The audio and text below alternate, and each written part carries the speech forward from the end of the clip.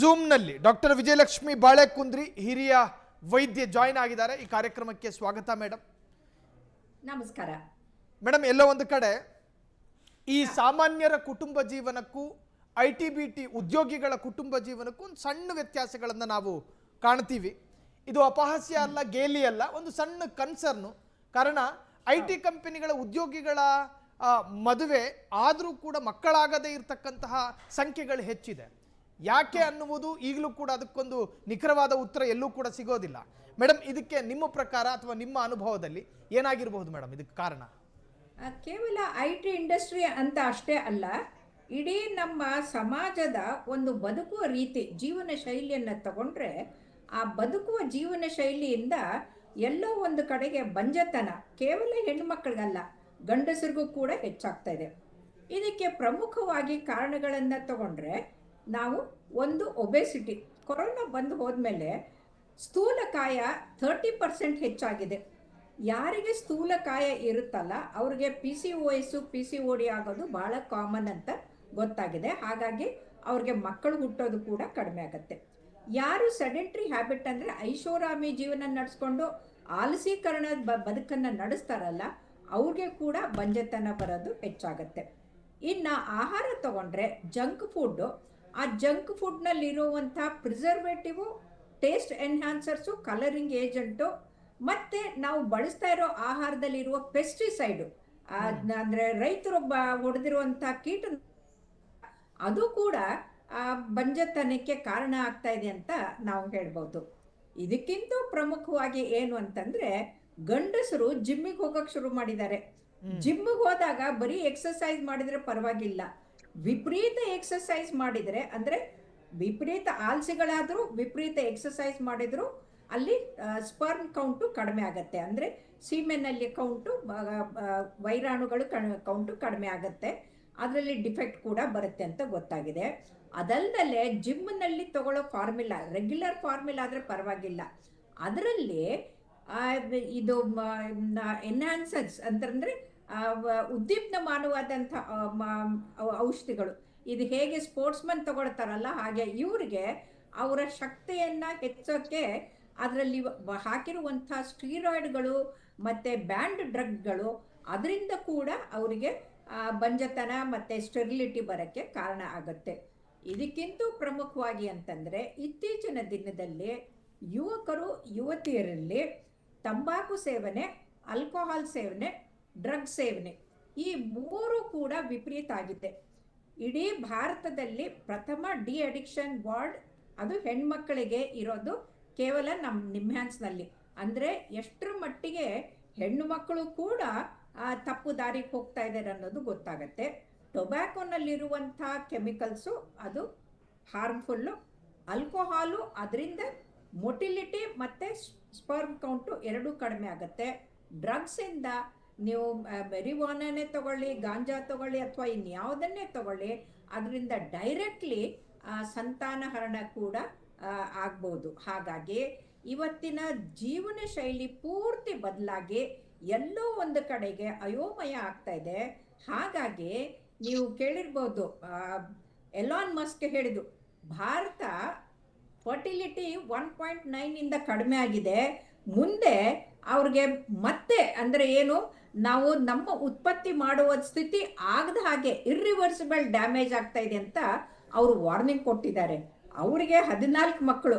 ನಮ್ಮಲ್ಲಿ ಏನಾಗಿದೆ, double income no children, ಅದಕ್ಕೆ ಡಿಂಕ್ ಸಿಂಡ್ರೋಮ್ ಅಂತ ಅಂತೀವಿ. ಡಿಂಕ್ ಅಂದ್ರೇನು, ಡಬಲ್ ಇನ್ಕಮ್, ಇಬ್ಬರು ಗಳಿಸ್ತಾ ಇದ್ದಾರೆ ಆದರೆ ಮಕ್ಕಳಿಲ್ಲ, ನೋ ಚಿಲ್ಡ್ರನ್. ಸೊ ಇದು ಹೋಗಬೇಕು ಅಂತಂದರೆ ನಮ್ಮ ಹಳೆ ಕಾಲದ ಪದ್ಧತಿ ಹಾಗೆ ಈ ಉಪನಿಷತ್ತುಗಳಲ್ಲಿ ಹೇಳಿದಾಗೆ ಮಕ್ಕಳನ್ನು ಬೆಳೆಸುವುದು, ತಂದೆ ತಾಯಿ ಆಗುವಂಥ ಭಾಗ್ಯ, ಇದು ಅತ್ಯಂತ ಉತ್ಕೃಷ್ಟವಾದಂಥ ಎಲ್ಲ ಮನುಷ್ಯರ, ಅಂದರೆ ಎಲ್ಲ ಪ್ರಾಣಿಗಳಿಗೂ ಅದು ಬೇಕಾದಂಥದ್ದು, ಮನುಷ್ಯರಿಗೂ ಕೂಡ ಅದು ಅತ್ಯಂತ ಬೇಕಾದಂಥದ್ದು. ಹಾಗಾಗಿ ನಮ್ಮ ಭಾರತ ಉಳಿಬೇಕು ಅಂತಂದರೆ 2.1 ಆದರೂ ಬರ್ತ್ ರೇಟು ಇರಬೇಕು. ಯಾವಾಗ ಅದು ಕಡಿಮೆ ಆಗುತ್ತೆ, ಅದು ಶಿಷ್ಟರ ಸಂಖ್ಯೆ 1.4ಗಿಂತಲೂ ಕಡಿಮೆ ಆಗಿದೆ. ಕೆಲವು ಇದರಲ್ಲಿ ಜೈನರು, ಪಾರ್ಸಿಗಳು, ಇವ್ರದಲ್ಲೆಲ್ಲ 1.4ಗಿಂತಲೂ ಕಡಿಮೆ ಹೋಗಿರೋದ್ರಿಂದ ಭಾಳ ತೊಂದರೆ ಆಗ್ಬೋದು ಅಂತ ಹೇಳಿದ್ದಾರೆ. ಎಸ್ ಎಸ್ ಇನ್ನು ಈ ಚರ್ಚಾ ಕಾರ್ಯಕ್ರಮದಲ್ಲಿ ಮತ್ತೋರ್ವೆ ಅತಿಥಿಯು ಕೂಡ ಜಾಯ್ನ್ ಆಗಿದ್ದಾರೆ, ಡಾಕ್ಟರ್ ಪದ್ಮಾಕ್ಷಿ ಲೋಕೇಶ್, ಮನಃಶಾಸ್ತ್ರಜ್ಞೆ. ಸೊ ಅವರನ್ನು ಕೂಡ ವೆಲ್ಕಮ್ ಮಾಡ್ತಾ ಇದ್ದೀನಿ.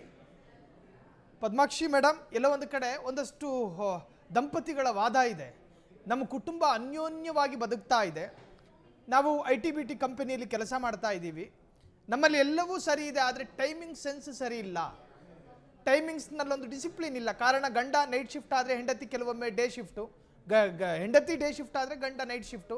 ಎಲ್ಲ ಒಂದು ಕಡೆ ಸರಿಯಾದಂತಹ ನಿದ್ರೆಗಳಾಗ್ತಾ ಇಲ್ಲ. ಈ ನಿದ್ರಾಹೀನತೆಯು ಬಂಜೆತನಕ ಕಾರಣ ಆಗ್ಬೋದಾ ಪದ್ಮಾಕ್ಷಿ ಮೇಡಮ್? ಹೌದು ಮೇಡಮ್, ಇಷ್ಟೊತ್ತು ಬಹಳ ತುಂಬಾ ಚೆನ್ನಾಗಿ ಎಕ್ಸ್ಪ್ಲೇನ್ ಮಾಡಿದ್ದಾರೆ. ಇನ್ನು I just want to add a few points. ಯಾಕಂದ್ರೆ ಅವರು ಎಲ್ಲ ರೀತಿಯಲ್ಲೂ ಫಿಸಿಕಲಿ, ಮೆಂಟಲಿ, ಎಮೋಷನಲಿ, ಸ್ಪಿರಿಚುಲಿ ಅದ್ಭುತವಾಗಿ ಹೇಳಿದ್ದಾರೆ. ಆದ್ರೆ ಎಷ್ಟೋ ಜನಕ್ಕೆ ನಿದ್ದೆಗೂ ಅವರ ಬದುಕಿನ ಶೈಲಿಗೂ ಕಾಯಿಲೆಗಳಿಗೂ ಸಂಬಂಧ ಇದೆ ಅನ್ನೋ ವಿಚಾರಗಳು ಗೊತ್ತೇ ಇಲ್ಲ. ಎಷ್ಟೋ ಜನ ಈಗ ಎಕ್ಸಾಂಪಲ್ ಗಂಡ ಹೆಂಡತಿ ಜಗಳ ಉಂಡು ಮಲಗೋ ತನಕ ಅಂದ್ರೆ ಅರ್ಥ ಅವರಿಬ್ಬರ ಜೊತೆಗೆ ಮಲ್ಕೊಳಕ್ ಹೋಗ್ತಾರೆ ಅಂತ, ಮಲಗ್ಬೇಕು ಜೊತೆಗೆ ಮಲ್ಕೊಳಕ್ ಹೋಗ್ತಾರೆ ಅಂತ. ಇವಾಗ ಅಲ್ವೇ ಇಲ್ಲ.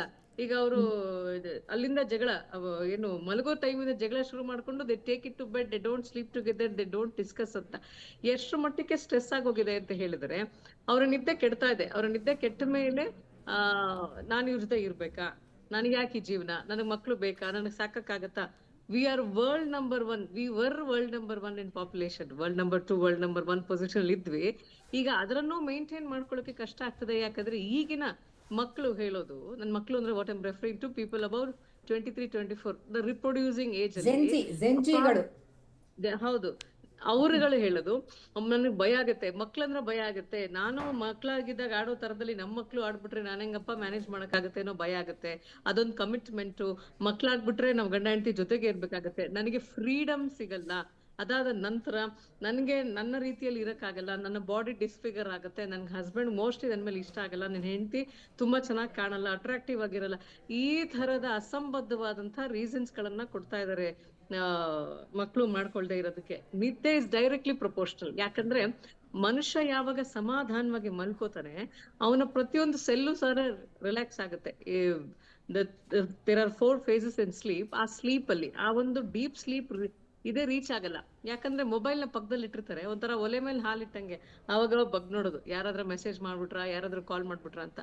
ನೆಮ್ಮದಿಯ ನಿದ್ದೆ ಯಾವಾಗ ಆಗಲ್ಲ, ಸರಿಯಾದ ಹಾರ್ಮೋನಲ್ ಬ್ಯಾಲೆನ್ಸ್ ಆಗಕ್ಕೆ ಸಾಧ್ಯನೇ ಇಲ್ಲ. The whole pregnancy is related to again hormonal balances only. Sleep ಇಂದ ಹಾರ್ಮೋನಲ್ ಇಂಬ್ಯಾಲೆನ್ಸ್ ಆಗುತ್ತೆ, ಮೆದುಳಿನ ಹಾರ್ಮೋನಲ್ ಇಂಬ್ಯಾಲೆನ್ಸ್ ಆದಾಗ ಪ್ರೆಗ್ನೆನ್ಸಿಯ ಹಾರ್ಮೋನ್ಸ್ ಸಂಪೂರ್ಣ ಇಂಬ್ಯಾಲೆನ್ಸ್ ಆಗುತ್ತೆ. ಪ್ರೆಗ್ನೆನ್ಸಿ ಅಂತ what I'm referring to is fertility hormones.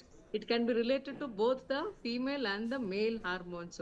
ಇಲ್ಲಿ ಸಮಾಧಾನವಾಗಿರ್ಬೇಕು. ಮಕ್ಳಾಗ್ಬೇಕು ಅಂದ್ರೆ ಅಯ್ಯೋ ನಂಗೆ ಮಕ್ಳಾಗ್ಬೇಕು, ನಂಗೆ ಮಕ್ಳಾಗ್ಲಿಲ್ಲ, ಆ ಮಟ್ಟಕ್ಕೆ ಬರ್ತಾರೆ. 35 ಆದ್ಮೇಲೆ ಮಕ್ಳಾಗ್ಬೇಕು ಅಂತ ಡಿಸೈಡ್ ಮಾಡ್ತಾರೆ.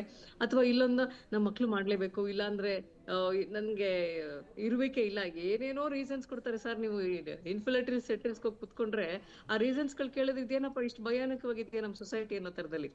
ಅಷ್ಟು ತರದ ಆಲೋಚನೆ ಅವ್ರಿಗೆ ಹೆಚ್ಚು ಕಡಿಮೆ ಆಗಿರುತ್ತೆ. ಯಾಕೆ ಅಂದ್ರೆ because of sleep. Sleep is a major thing. ಅದಕ್ಕೆ ಹೇಳ್ತಾರ ಹಳೆ ಕಾಲದಲ್ಲಿ ನಿದ್ಗಟ್ಟೋ ಬುದ್ಗಟ್ಟೋ ಅಂತ ನಮ್ಮ ಅಜ್ಜಿ ಹೇಳೋರು ಯಾವಾಗ. ಸರಿಯಾಗಿ ಮನುಷ್ಯ ನಿದ್ದೆ ಮಾಡಿದ್ರೆ ಅವನ ಬುದ್ಧಿ ಸರಿ ಓಡುತ್ತೆ, ಇಲ್ಲ ಅಂದ್ರೆ ಅಸಂಬದ್ಧವಾಗಿ ಓಡುತ್ತೆ. ಇನ್ನು ಗಂಡ ಹೆಂಡತಿಗೆ ದ ಬ್ಯೂಟಿ ಆಫ್ ರಿಲೇಶನ್ಶಿಪ್ ಗೊತ್ತಿರಲ್ಲ, ಅವ್ರು ಆಲ್ರೆಡಿ IVF ಸೆಂಟರ್ ಮುಂದೆ ನಿಂತಿರ್ತಾರೆ, ನಮ್ಗೆ ಯಾಕೋ ಮಕ್ಳೇ ಆಗಿಲ್ಲ ಅಂತ ಹೇಳಿ. ಅಂದ್ರೆ ಸಮಯ ಕೊಡೋಕ್ಕೂ ಗೊತ್ತಿಲ್ಲ ಅವ್ರಿಗೆ. ಇದೆಲ್ಲವೂ ಅರ್ಥ ಆಗ್ಬೇಕು ಅಂದ್ರೆ ಮೋಸ್ಟ್ ಪ್ರಾಬ್ಲಿ ಇಂಥ ಕಾರ್ಯಕ್ರಮಗಳು, ಮೇಡಮ್ ಅಂತ ಅವ್ರು ಹೇಳೋ ದೊಡ್ಡವ್ರು ಹೇಳೋ ವಿಚಾರಗಳನ್ನ ಸಮಾಧಾನವಾಗಿ ಕೇಳ್ಬೇಕು. ಅವ್ರು ಕೇಳಲಾಗ. ನಾನು ಎಲ್ಲೋ ರೀಲ್ಸ್ ಅಲ್ಲಿ ನೋಡ್ದೆ, ಹೆಂಗೋ ಆಟೋಮ್ಯಾಟಿಕ್ ಆಗಿ ಮಕ್ಳಾಗ್ಬಿಡುತ್ತೆ, ಸಿನಿಮಾ ನೋಡ್ದೆ ಹೆಂಗೋ ಮಕ್ಳಾಗ್ಬಿಡುತ್ತೆ, ಅದು ಹೆಂಗೋ ಮಕ್ಳಾಗೋದು, ಅವ್ರಿಗೆ ಮಕ್ಳಾಗೋದು ಅಂತ ಇಟ್ಸ್ ಅ ಪ್ರೋಸೆಸ್. ನಾವು ಹಸ್ಬೆಂಡ್ ವೈಫ್ ರಿಲೇಟ್ ಆಗ್ಬೇಕು, ನಮ್ಗೆ ಎಮೋಷನಲ್ ಕನೆಕ್ಟಿವಿಟಿ ಇರ್ಬೇಕು, ನಾವು ಸಮಾಧಾನವಾಗಿರ್ಬೇಕು, ಒಬ್ರಿಗೊಬ್ರು ಸಮಯ ಕೊಡ್ಬೇಕು, ಕಮ್ಯುನಿಕೇಶನ್ ಆಗ್ಬೇಕು. ಇವೆಲ್ಲವೂ ಅರ್ಥನೇ ಮಾಡ್ಕೊಳಲ್ಲ ಈಗ. ಎಲ್ಲರೂ ಫಾಸ್ಟ್ ಪ್ರಪಂಚ. ಈಗ ಮೋಸ್ಟ್ ಪ್ರಾಬ್ಲಿ ಎಲ್ಲರೂ ಮಗು ಡೌನ್ಲೋಡ್ ಮಾಡ್ಕೊಂಡಿದ್ರೆ ನಾವು ಅಲ್ಲಿ ಡೌನ್ಲೋಡ್ ಮಾಡ್ಕೊಂಡ್ಬಿಡ್ತೀವಿ ಅನ್ನೋ ರೀತಿಯಲ್ಲಿ ಸಹ ಹೇಳ್ತಾರೆ. ಸೊ ಪ್ರಾಬಬ್ಲಿ ಫಾಸ್ಟ್ ಆಗಿ ಹೋಗ್ತಾ ಇದೆ ಪ್ರಪಂಚ ಅನ್ನೋ ಭ್ರಮೆಲಿದೀವಿ. ಇಲ್ಲಿ ಏನೂ ಫಾಸ್ಟ್ ಇಲ್ಲ. ಆ ಕಾಲದಲ್ಲೂ 9 ತಿಂಗಳು ಮಕ್ಳು ಹುಡ್ತಿದ್ದು, ಈ ಕಾಲದಲ್ಲೂ 9 ತಿಂಗಳಿಗೆ ಮಕ್ಳು ಹುಟ್ಟುದು. ಸೊ ಇದನ್ನೆಲ್ಲ ನಾವು ರಿಯಾಲಿಟಿಯಲ್ಲಿ ಹತ್ರ ಇದ್ರೆ ಸರಿಗ ಅರ್ಥ ಆಗುತ್ತೆ ಅಂತ ನಾನ್ ಅನ್ಕೊಳ್ಳೋದು. ನಿದ್ದೆ, ಆಹಾರ, ಸರಿಯಾದ ಕಮ್ಯುನಿಕೇಶನ್, ಅದಾದ ನಂತರ ಸುತ್ತಲಿನ ಪ್ರಪಂಚ ಅಂದ್ರೆ ನಿಮ್ಮ ಅತ್ತೆ ಮಾವ, ನಿಮ್ಮ ಅಪ್ಪ ಅಮ್ಮ, ಯಜಮಾನರು, ಹೆಂಡತಿ, ಅವ್ರ ಜೊತೆ ಎಲ್ಲ ಸರಿಯಾಗಿ ಕನೆಕ್ಟಿವಿಟಿ ಇದ್ದು ನನಗೆ ಸಪೋರ್ಟ್ ಸಿಸ್ಟಮ್ ಚೆನ್ನಾಗಿದ್ದಾರೆ ಅನ್ನೋ ಭಾವನೆ ನಮ್ಮಲ್ಲಿದ್ದಾಗ ಯಾವುದೇ ಹುಡುಗ ಆಗ್ಲಿ ಹುಡುಗಿ ಆಗ್ಲಿ ಮಗು ಮಾಡ್ಕೊಳಕ್ಕೆ ಹೆದರ್ಕೊಳಲ್ಲ. ಆದ್ರೆ ಈಗೆಲ್ಲರೂ ಒಬ್ಬೊಬ್ರೆ ಜಾಯಿಂಟ್ ಫ್ಯಾಮಿಲಿ ಪ್ರತಿ ಜಾಗದಲ್ಲಿ ಹೇಳೋದು, ಗಂಡ ಹೆಂಡತಿ ಒಂದ್ ಮನೆ ಕೆಳಗಡೆ ಜೊತೆಲಿ ಇದ್ಬಿಟ್ರೆ ಜಾಯಿಂಟ್ ಫ್ಯಾಮಿಲಿ ಅಂತ. ಸಪೋರ್ಟ್ ಸಿಸ್ಟಮ್ ಬರೋದೇ ದೊಡ್ಡವ್ರ ಮನೇಲಿ ಇರೋ ತರದಲ್ಲಿ. ಸೊ ಇವೆಲ್ಲವೂ ಬೇಕಾಗತ್ತೆ.